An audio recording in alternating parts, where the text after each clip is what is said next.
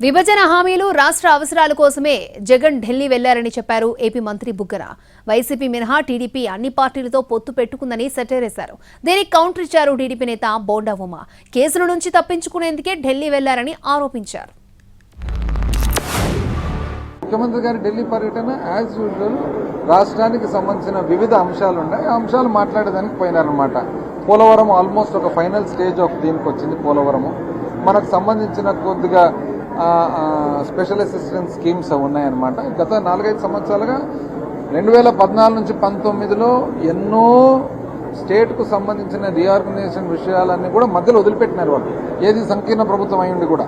మనం వచ్చిన తర్వాత చాలా దానిలకు మనము క్లోజర్ తీసుకొచ్చినాము, సొల్యూషన్ తీసుకొచ్చినాము. ఎందుకు మనము ఫెడరల్ స్ట్రక్చర్లో we have maintained a good relationship with the centre, at the same time protected the interest of the state. Jaganmohan Reddy ముఖ్యమంత్రిగా 5 సంవత్సరాలు ఏం పీకాడు? స్పెషల్ ఫ్లైట్లు వేసుకొని ఎన్నిసార్లు ఢిల్లీ వెళ్ళాడు?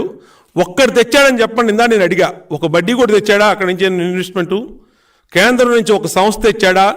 రైల్వే జోను రైల్వే మంత్రి మాట్లాడాడు మొన్న. 58 ఎకరాల భూమి ఒక రైల్వే జోన్ పెట్టలేదు విశాఖపట్నంలో అని చెప్పి మాట్లాడాడు. ఎంత సెంటిమెంట్ అండి విశాఖపట్నం ప్రజలకి అది.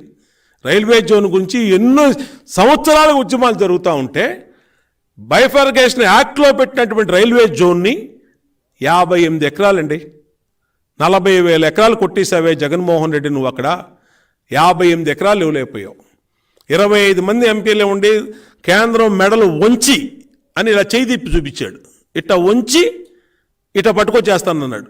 ఏం పీకావు నువ్వు? 5 సంవత్సరాలు ఇంకా అయిపోయింది. చివరి సమావేశాలు కూడా అసెంబ్లీ సమావేశాలు ఏం పీకావు అని అడుగుతా ఉన్నా.